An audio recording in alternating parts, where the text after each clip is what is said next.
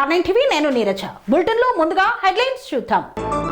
Telangana municipality ఎన్నికల్లో జనసేన పోటీ. లాలాపేట్ గణేష్ నగర్ లో వైభవంగా అయ్యప్ప స్వామి పడిపూజ. కాంగ్రెస్ పాలనలో హిందువుల పరిస్థితి రోజు రోజుకి ఆందోళనకరంగా మారుతుందన్న రామచంద్రరావు. శ్రీ హనుమాన్ దేవాలయంలో అన్నదాన కార్యక్రమం. రైతుల తలరాతను మార్చబోతున్న శంఖం పువ్వులు. విశాఖపట్నంలో 3 రోజుల పాటు ఘనంగా ప్రెసిడెన్షియల్ అకాడమీ 2026 వేడుకలు. విశ్వకర్మ కాలనీలో శ్రీ రాజశ్యామల వారాహి చండీయమ్మ హోమం. కోస్గి మున్సిపల్ ఎన్నికల సందర్భంగా సన్నాహక సమావేశం. తెలంగాణ రాష్ట్రంలో జరగనున్న మున్సిపల్ ఎన్నికలలో పోటీ చేసేందుకు ప్రణాళిక రచిస్తున్న జనసేన అధినేత Pawan Kalyan. AP deputy CM Pawan Kalyan నేతృత్వంలోని జనసేన పార్టీ సంచలన నిర్ణయం తీసుకుంది. తెలంగాణలో జరగనున్న మున్సిపల్ ఎన్నికల్లో పోటీకి నిర్ణయం తీసుకుంది. త్వరలో మున్సిపల్ ఎన్నికల్లో పోటీపై కార్యాచరణ రూపొందిస్తుందని జనసేన వెల్లడించింది. తెలంగాణలో పార్టీని బలోపేతం చేసేందుకు కమిటీలు వేయాలని నిర్ణయించిందని తెలియజేసింది. 2019 ఎన్నికలలో నేరుగా ఆంధ్రప్రదేశ్ లో పోటీ చేసిన కేవలం 1 సీటు మాత్రమే గెలిచింది. 2024 ఎన్నికల్లో ఆంధ్రప్రదేశ్ లో టీడీపీ బీజేపీతో కలిసి కూటమి స్థాపించి 21 సీట్లకు గాను 21 సీట్లు గెలిచి 100% స్ట్రైక్ రేటు సాధించింది. జనసేన పార్టీని కేంద్ర ఎన్నికల సంఘం ఆంధ్రప్రదేశ్ రాష్ట్రంలోని గుర్తింపు పొందింది.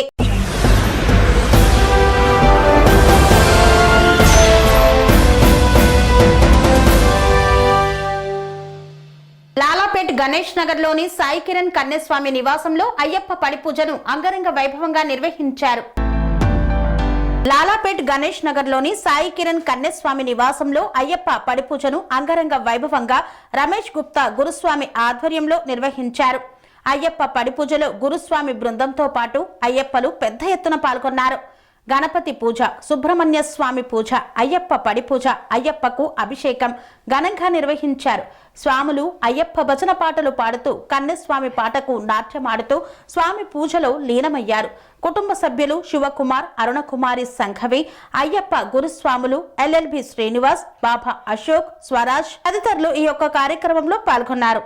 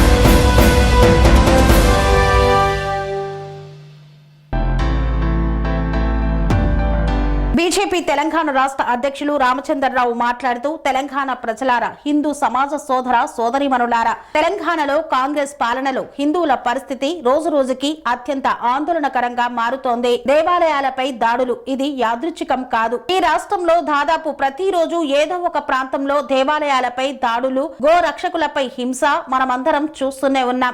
ఇవి విడివిడిగా జరిగిన సంఘటనలు కావు. హిందువుల భద్రతా విషయంలో, హిందూ విశ్వాసాల పరిరక్షణ విషయంలో రేవంత్ రెడ్డి నాయకత్వంలోని కాంగ్రెస్ ప్రభుత్వం తీర్ల నిర్లక్ష్యానికి, ఒక ప్రత్యేక వర్గాన్ని ఓటు బ్యాంకుగా చూసి చేసే రాజకీయాలకు అంటే ఇవి స్పష్టమైన ఉదాహరణకు. ఇది ఒక సాధారణ పరిస్థితి కాదు, ఇది ఒక ప్రమాదకరమైన నమూనా. ఇదే కాంగ్రెస్ అసలు స్వరూపం.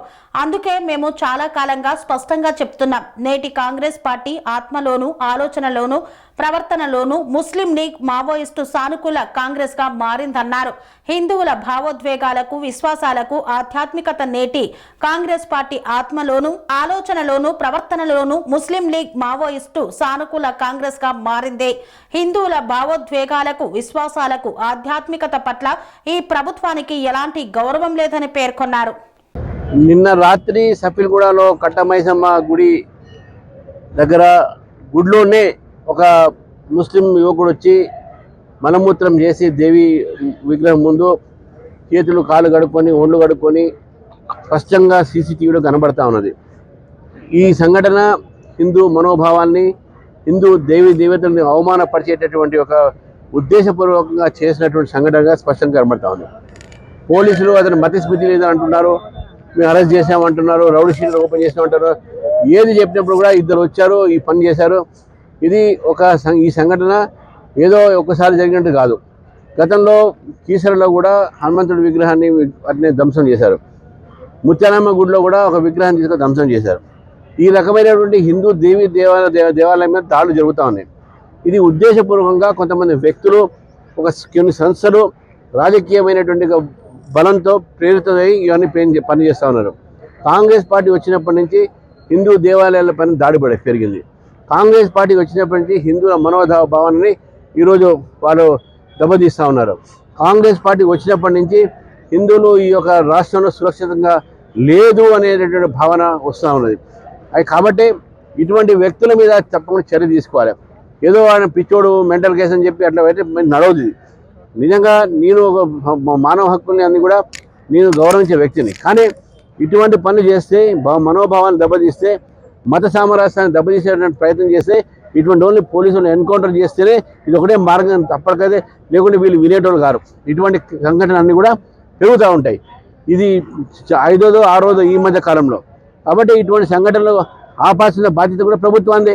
లా అండ్ ఆర్డర్ ఉన్నదే మన రేవంత్ రెడ్డి గారి దగ్గర. మళ్ళీ ఏమైతే లా అండ్ ఆర్డర్ ఒకసారి ఆలోచించమని చెప్పి నేను అడుగుతా ఉన్నాను.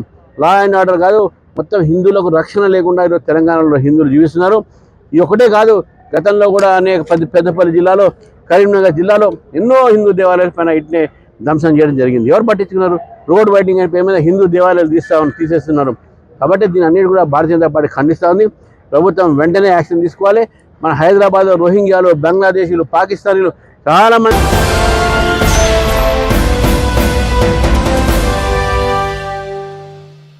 బొల్లారం డౌటన్ బజార్లోని శ్రీ హనుమాన్ దేవాలయంలో ప్రత్యేక పూజలు, అన్నదాన కార్యక్రమాన్ని నిర్వహించారు. బొల్లారం డౌటాన్ బజార్లోని దేవాదాయ ధర్మాదాయ శాఖకు చెందిన శ్రీ హనుమాన్ దేవాలయంలో స్వామివారికి ఈవో మహేందర్ రెడ్డి, హనుమాన్ సేవక్ ఆధ్వర్యంలో ఆదివారం ప్రత్యేక పూజలు నిర్వహించారు. ఉదయం స్వామివారికి అభిషేకం, అర్చన, ఆకుపూజ లాంటి ప్రత్యేక పూజలు నిర్వహించారు. పరిసర ప్రాంతాలకు చెందిన భక్తులు పెద్ద సంఖ్యలో వచ్చి స్వామివారిని దర్శించుకొని పూజలు చేసి అన్నప్రసాదాన్ని స్వీకరించారు. నిర్వాహకులు అన్ని ఏర్పాట్లు చేశారు.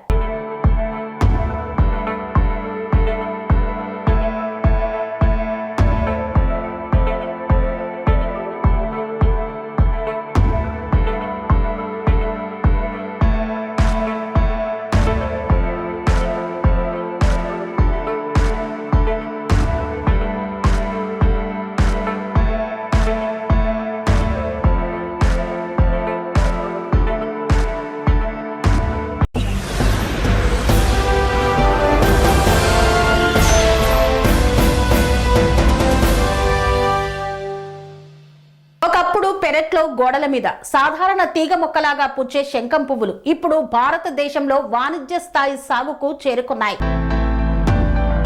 ప్రపంచవ్యాప్తంగా సహజ నీలం రంగు డైలు బ్లూ టీకి డిమాండ్ పెరగడమే ఇందుకు ప్రధాన కారణం. అస్సాంలోని అంథాయికాలో నీలం బ్రహ్మ అనే మహిళ 2 ఏళ్ల క్రితం మొదటిసారి ఆరబెట్టిన శంకుపూలు అమ్మి 4,500 రూపాయలు సంపాదించారు. దీంతో ఆమె ఇప్పుడు సోలార్ డయ్యర్లతో చిన్న వ్యాపారం ప్రారంభించారు. పశ్చిమ బెంగాల్లో పుష్పల్ విశ్వాస్ ఈ శంకుపూల దిగుబడిని 50 కిలోల నుండి 80 కిలోలకు పెంచి ఆదాయం పెంచుకున్నారు. ఉత్తరప్రదేశ్ లో వార్షిక రెడ్డి, ఢిల్లీలో నితిన్ సింగ్ వంటి వ్యాపారులు వేలాది మంది రైతులతో కలిసి ఈ పంటను ప్రోత్సహిస్తున్నారు. ఈ శంకుపూలను వేడి నీళ్లలో వేస్తే అద్భుతమైన నీలం రంగు టీ వస్తుంది. దీనిలో కొంచెం నిమ్మరసం వేసి ఊదా రంగుకి మారుతుంది. ఇది ఆ పూల రసంలోని మరో బ్యూటీ. సహజ ఫుడ్ కలరింగ్, టెక్స్టైల్ డైలకు దీనిని ఉపయోగిస్తారు.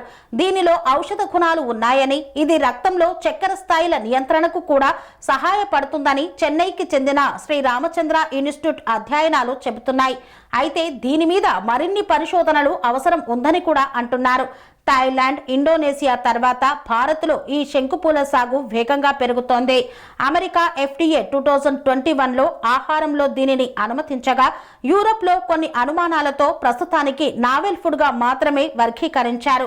మహిళా రైతులకు ఆదాయం, స్వాలంబన ఇస్తున్న ప్రకృతి బహుమతిగా ఇచ్చిన ఈ పంట సమీప భవిష్యత్తులో వాణిజ్య పంటగా మారి రైతులకు సిరులు కురిపించబోతోందని భావిస్తున్నారు.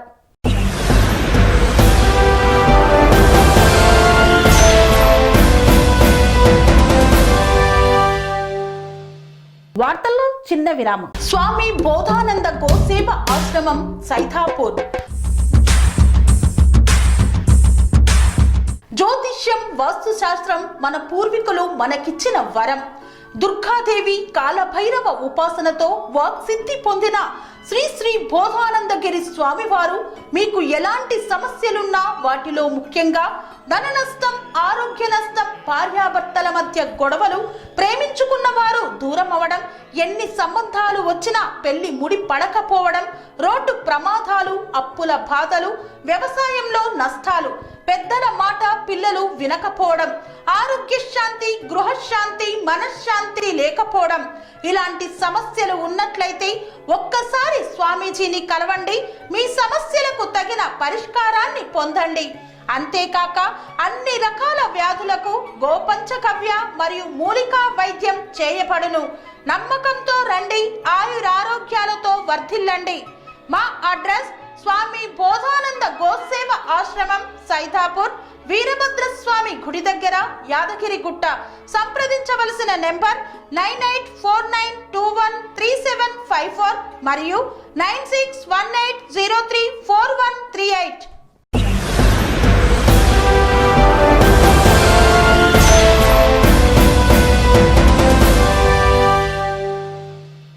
వార్తలకు స్వాగతం.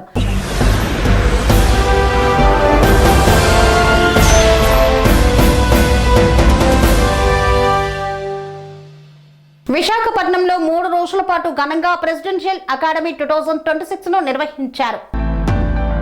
విశాఖపట్నం దశపల్లా హోటల్లో JIC రెసిడెన్షియల్ అకాడమీ 3 రోజుల పాటు ఘనంగా వేడుకలను నిర్వహించింది. ఈ కార్యక్రమంలో గోవా, రాయచూర్, హైదరాబాద్, కరీంనగర్, తిరుపతి, కాకినాడ తదితర రాష్ట్రాలు, జిల్లాల నుండి పాల్గొన్నారు. ఈ కార్యక్రమానికి చివరి రోజు నేషనల్ ప్రెసిడెంట్ భరత్ N ఆచార్య ముఖ్య అతిథిగా హాజరయ్యారు. వారికి పుష్పగుచ్చం, శాలువాతో జోన్ ప్రెసిడెంట్ చైతన్య సన్మానం చేశారు. ఈ కార్యక్రమంను ఉద్దేశించి భరత్ మాట్లాడుతూ, ఈ సంవత్సరం ఒక మర్చిపోలేని సంవత్సరం. ఎందుకంటే ఈ సంవత్సరం JCI ఇండియా 77 సంవత్సరాలు పూర్తి చేసుకుంది. ఈ సంవత్సరం ప్రెసిడెంట్ చేయవలసిన కార్యక్రమాల గురించి దిశానిర్దేశం చేశారు. అలాగే ఒక్కరోజు నేషనల్ ప్రెసిడెంట్ ఎలక్షన్స్ నిర్వహించారు. ఈ కార్యక్రమంలో జోన్ ప్రెసిడెంట్స్ గౌతమ్ జైన్, మమత, చైతన్య, ప్రమోద్, పైలట్ ఫ్యాకల్టీ శిరీష్ దండు, సచిన్ తదితరులు పాల్గొన్నారు. Hello, I am JCI India National President JC Bharat N Acharya. Today I am here to witness the Presidential Academy hosted by JCI India Zone 4 at Visakhapatnam. This center we are having 125 local organization presidents of JCI India participating in this academy. In entire India, we are having this presidential academy in 9 different centers in different parts of the country.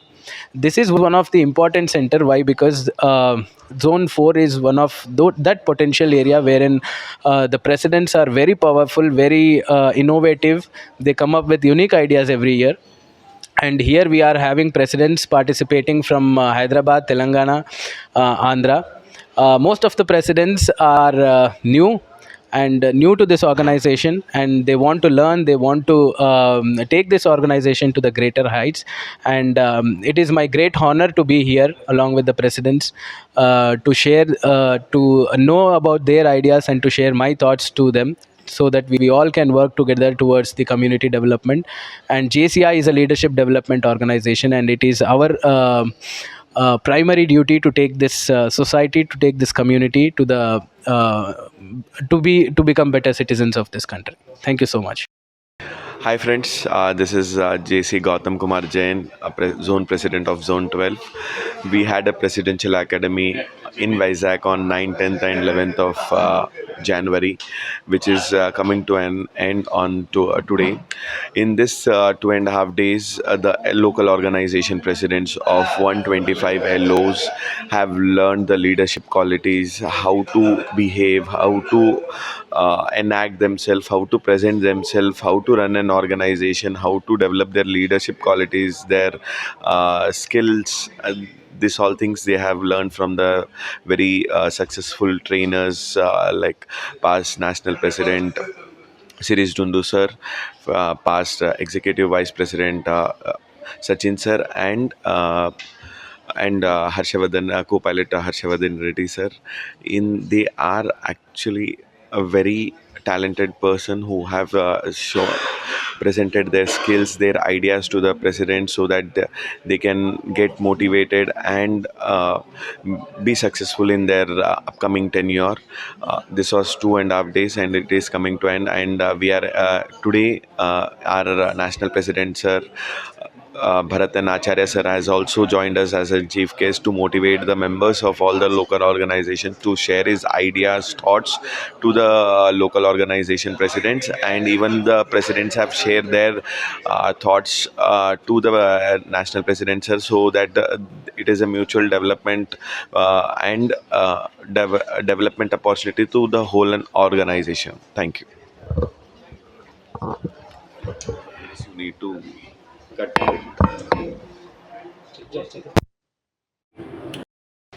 Hello everyone, I am JFM Advocate Mamta Naik, the Zone President of JCI India Zone 11 from Goa.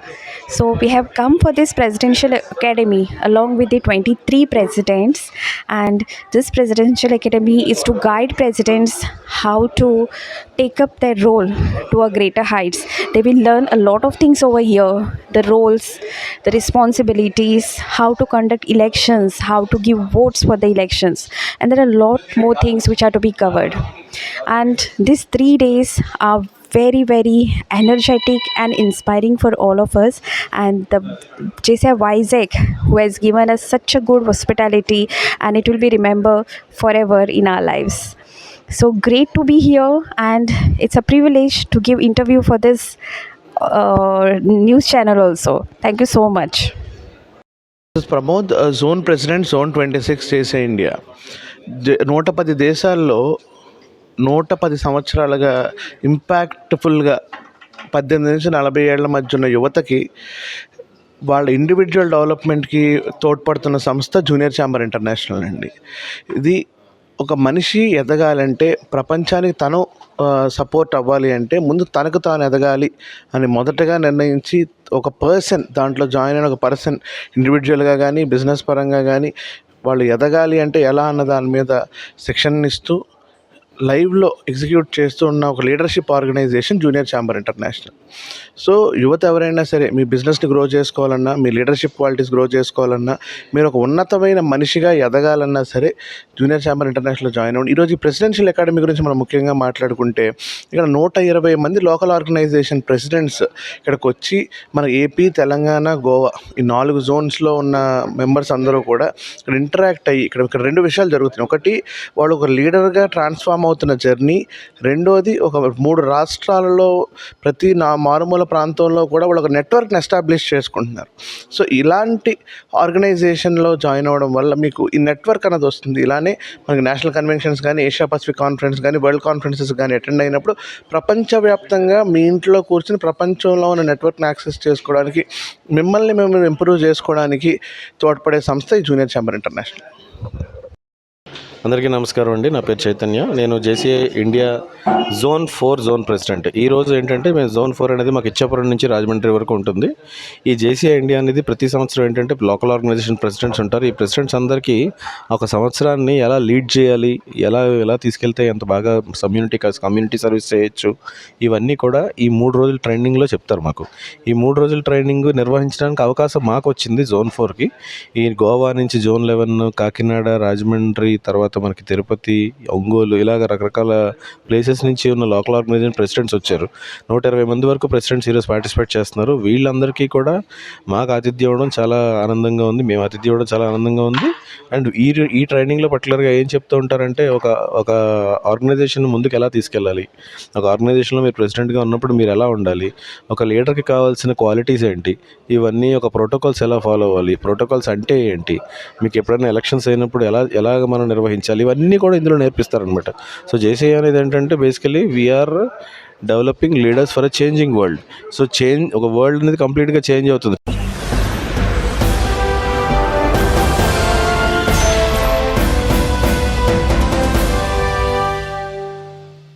Dammaiguda municipality పరిధిలోని బాలాజీనగర్లోని విశ్వకర్మ కాలనీలో శ్రీ రాజశ్యామల వారాహి చండి అమ్మవార్ల హోమాన్ని అత్యంత ఘనంగా నిర్వహించారు. మేడ్చల్ మల్కాజ్గిరి జిల్లా Dammaiguda municipality పరిధిలోని బాలాజీనగర్ ప్రాంతంలో గల విశ్వకర్మ కాలనీలో శ్రీ రాజశ్యామల అమ్మవారి నవరాత్రులలో భాగంగా శ్రీ రాజశ్యామల వారాహి చండి అమ్మవార్ల హోమాలు జనవరి 25వ తేదీ ఆదివారం రోజున నిర్వహిస్తున్నామన్నారు. ఈ కార్యక్రమంలో కాలనీ పెద్దలు దివాకర్ రాజు, రాణి, విజయలక్ష్మి వారి సమక్షంలో శ్యామాకాళి అనుగ్రహ విద్యాపీఠం నిర్వాహకులు దీపానంద ఆచార్యుల మంత్రోచ్చరణలతో లోక కళ్యాణార్థం ప్రజా శ్రేయస్సు మరియు అమ్మవారి అనుగ్రహం కలగాలని ఈ పూజా కార్యక్రమం నిర్వహించబడుతుందని తెలిపారు. ఈ కార్యక్రమానికి దమ్మాయిగూడ, బాలాజీనగర్, యాప్రాల్, సికింద్రాబాద్, హైదరాబాద్ ప్రాంత ప్రజలు, భక్తులు అధిక సంఖ్యలో పాల్గొని అమ్మవారి కృపకి పాత్రులు కాగలరని తెలిపారు. ఓం కాళీ శరణం. శ్రీమాత్రే నమః. భక్తులందరికీ నమస్కారము. మన శ్యామకాళి అనుగ్రహ విద్యాపీఠం బాలాజీనగర్, జవహర్ నగర్లో ఉన్నటువంటిదే.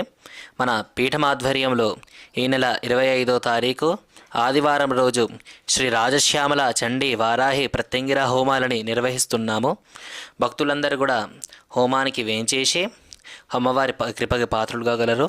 అలానే మన బాలాజీనగర్లోనే మా ఇంటి ఎదురుగా, మా స్వగృహం ఎదురుగానే ఒక స్థలం ఉన్నది. ఆ ఖాళీ స్థలంలో అమ్మవారి పీఠాన్ని కట్టాలనే ఆలోచన ఉన్నది. దాతలందరూ కూడా ముందుకొచ్చి సహకరించి ఆ అమ్మవారి కృపకి పాత్రలు కాగలరు. జై శ్రీమన్నారాయణ. ఓం కాళీ శరణం.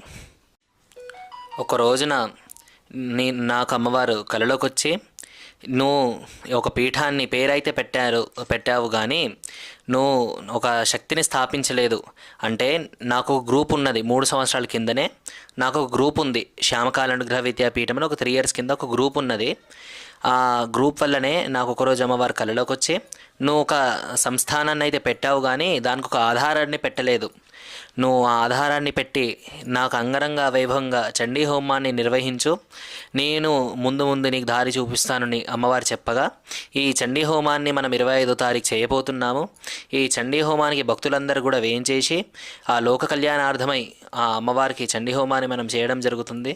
ఎంతో పుణ్యం ఉంటే, ఎంతో అదృష్టం ఉంటే గనక మనం ఈ బాలాజీనగర్లో అనేటువంటి ప్రాంతంలో ఈ చండీ హోమాన్ని ఈ నెల చేస్తున్నాము.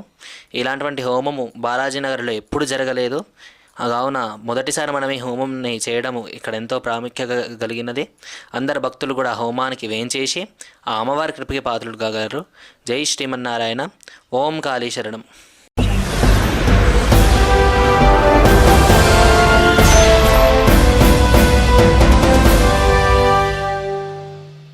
కోస్గి మున్సిపల్ ఎన్నికల సందర్భంగా సన్నాహక సమావేశాన్ని నిర్వహించారు. ఈ కార్యక్రమంలో పాల్గొన్న మాజీ ఎమ్మెల్యే పట్నం నరేందర్ రెడ్డి. కోస్గి మున్సిపల్ ఎన్నికల సందర్భంగా సన్నాహక సమావేశాన్ని నిర్వహించారు. ఈ సమావేశంలో మాజీ ఎమ్మెల్యే పట్నం నరేందర్ రెడ్డి పాల్గొన్నారు. ముఖ్యమంత్రి అయిన సొంత నియోజకవర్గ రైతుల బాధలు పట్టించుకొని రేవంత్ రెడ్డి కొడంగల్ నియోజకవర్గం ఎప్పటికీ అభివృద్ధికి నోచుకోలేదన్నారు. ముఖ్యమంత్రి నియోజకవర్గం అయినా కూడా శంకుస్థాపనకు తప్ప పనులకు నోచుకోవడం లేదన్నారు. ముఖ్యమంత్రి సొంత నియోజకవర్గం అయిన కొడంగల్లో కొడంగల్ కోస్గి మున్సిపల్లో మంచిగా ఉన్న డ్రైన్స్, సీసీ రోడ్లను తీసేసి కొత్త రోడ్లు వేస్తున్నారు. ప్రజల యొక్క ధనాన్ని దండుకోవాలని, ఇది మొత్తం మా చేతుల్లో ఉంది, మా జేబులు నిండాలనే దురుద్దేశంతో అభివృద్ధి అనే పేరుతో ఎవరికి వారే ప్రజాధనాన్ని దండుకుంటున్నారన్నారు. 2.5 సంవత్సరాలుగా ఏ ఒక్క అభివృద్ధి పని చేయక శంకుస్థాపనలతో కాలం గడుపుతున్నారు. కోస్గి కొడంగల్ మున్సిపల్లకు ప్రత్యేక నిధులు కేటాయించి ఎంతో అభివృద్ధి చేయాల్సింది పోయి కాలం గడుపుతూ ప్రజలను మభ్యపెడుతున్నారు. రేవంత్ రెడ్డి రాబోయే ఎన్నికల్లో మున్సిపల్ కోస్గి కొడంగల్ నుండి రేవంత్ రెడ్డికి బుద్ధి చెప్పాలని మాజీ ఎమ్మెల్యే పట్నం నరేందర్ రెడ్డి పిలుపునిచ్చారు. ఈ కార్యక్రమంలో మండల, మున్సిపల్ నాయకులు, కార్యకర్తలు, బీఆర్ఎస్ కార్యకర్తలు తదితరులు పాల్గొన్నారు.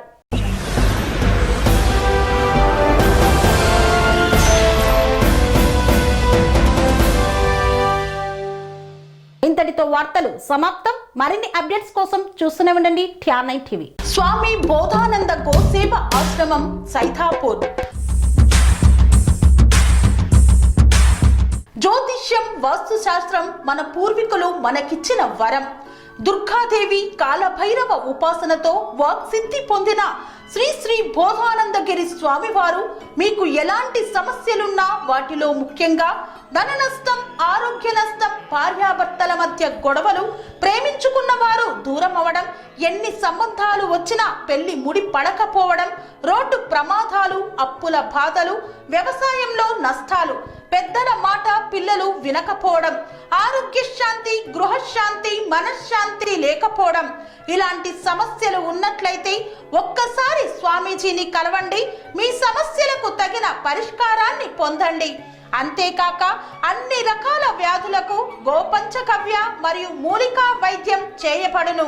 నమ్మకంతో రండి, ఆయురారోగ్యాలతో వర్ధిల్లండి. మా అడ్రస్ స్వామి బోధానంద గోసేవ ఆశ్రమం, సైథాపూర్, వీరభద్రస్వామి గుడి దగ్గర, యాదగిరిగుట్ట.